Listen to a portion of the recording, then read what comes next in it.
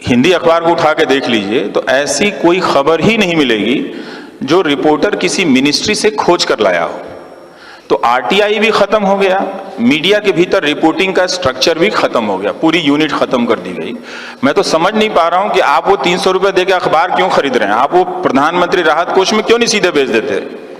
कहते ये जो आप घटिया पैम्फलेट भिजवा रहे हैं उससे अच्छा ये 300 रुपया लीजिए, देश के किसी किसान को डायरेक्ट बेनिफिट ट्रांसफर के जरिए पैसा दे दीजिए, कल्याण हो जाएगा।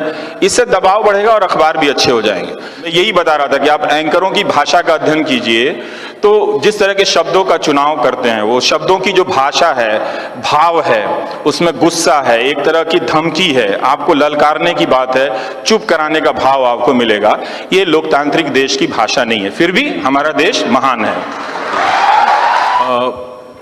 2000 टेलीविजन में 2014 से पहले जब भूत प्रेत आया था और कोई टीवी जर्नलिस्ट शमशान में चला जाता था और कोई किसी खाली किले में रात को चला जाता था कि भूत है यहाँ पर, और वो दिखाता था, तो उसी वक्त टेलीविजन से रिपोर्टिंग खत्म हो गया था और टेलीविजन तैयार था आज के समय के लिए आपको हिंदू मुस्लिम की नफरत की दुनिया में ले जाने के लिए, और जिंगोइज्म, अंधराष्ट्रवाद, झूठी सूचनाओं की दुनिया में आपको ले जाने के लिए। अब आप इससे कभी निकल नहीं पाएंगे, तो आप ताली मत बजाइए ज़्यादा। मुझे उसकी ज़रूरत नहीं है, मुझे स्टेडियम नहीं चाहिए, तालियों को देख के लाइटिंग वाइटिंग लगा के खर्चा नहीं कराना आपका।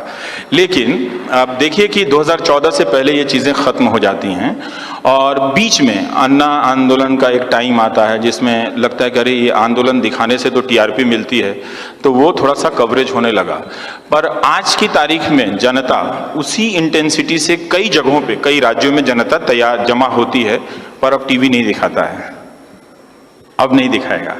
तो जब आप पब्लिक बन के एक्ट करेंगे, किसी सरकार के खिलाफ गुस्सा निकालेंगे, तो there will be no TV for you. कोई अखबार वाला नहीं आएगा, कोने में कहीं छाप देगा, तो अब आप गायब कर दिए गए हैं।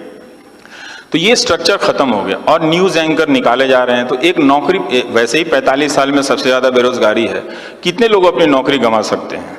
तो बहुत सारे लोग उन्हीं चैनलों में लिखते हैं मुझे कि हमें शर्म आती है लेकिन पेट के लिए करना पड़ता है।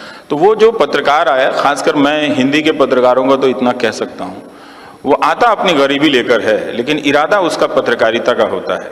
उसको कोई करने नहीं देता, अलग बात है, लेकिन वो आता पत्रकारिता में है कुछ करने के लिए, लेकिन उसको कोई करने नहीं देता। इतना मैंने देखा है, चाहे वो इटावा में काम करने वाला पत्रकार हो या मेरठ में काम करने वाला पत्रकार हो या उदयपुर में काम करने वाला पत्रकार हो।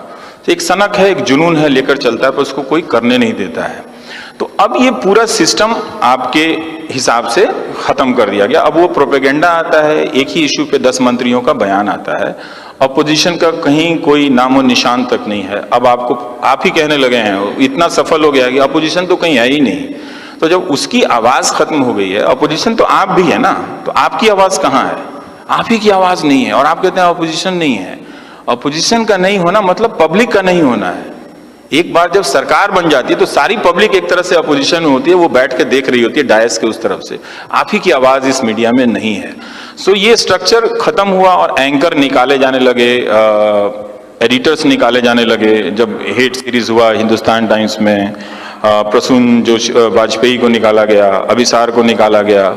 जो अच्छे पत्रकार हैं उनके पास अब नौकरियां नहीं हैं और ये बहुत दुख की बात है कि 1 अरब आबादी के देश में एक पत्रकार को यूं ही निकाल दिया जाता है। और लोग कहते हैं ये तो पहले भी निकाले जाते थे।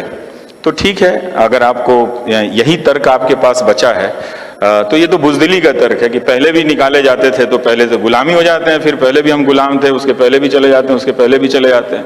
तो इस तर्क से आप सही ठहरा रहे हैं। आप जानते हैं कि ये गलत हुआ है, आप अभी गलत को गलत नहीं बोल पा रहे हैं, तो चश्मा चढ़ा हुआ है, लेकिन पत्रकार निकाले जा रहे हैं। तो आप क्या करेंगे? तो वो जर्नलिस्ट जो है वो पूरा उसका भीतर का सिस्टम जो है खत्म हो गया है। अब एम्प्लॉयर लोग आके बोलते हैं कि प्रधानमंत्री जैसा हमारा सौभाग्य कि इनके जैसा कोई आदमी ही नहीं आया दुनिया में या देश में।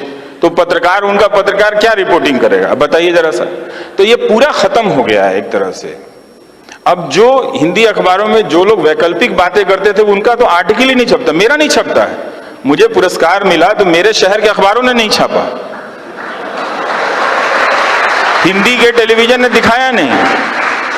ये क्या है भाई? क्या आपने इसी भारत की कल्पना की थी? यही भारत आपको चाहिए था? हम बोल ही तो रहे हैं ना, तो सुन लीजिए, मत सुनिए। लेकिन नौकरी से हटवा देना, चैनल को बंद करवा देना, विज्ञापन रुकवा देना, अगर इसके बदले में आपको कुछ मिल रहा है तो आप ही वहां से खड़ा होकर बता दीजिए। नहीं तो इस बात का जवाब दीजिए कि क्या आपको यही भारत चाहिए था कि जहां किसी का सामान्य रूप से बोलना, सामान्य ही बात बोलता हूं, सामान्य ही बात बोलता हूं, तो किसी की नौकरी चली जाए, किसी को लोग 10 लोग आके बोले तुमको कोई जान से मार देगा, लिख रहे हैं लोग कि लिंचिंग कर देंगे, ये तो कभी नहीं होता था। बीजेपी के प्रवक्ता मेरे शो में नहीं आते, लेकिन हमारा भारत महान है, लोकतांत्रिक है। ये हाउडी जयपुर, ये हाउडी जयपुर हो गया।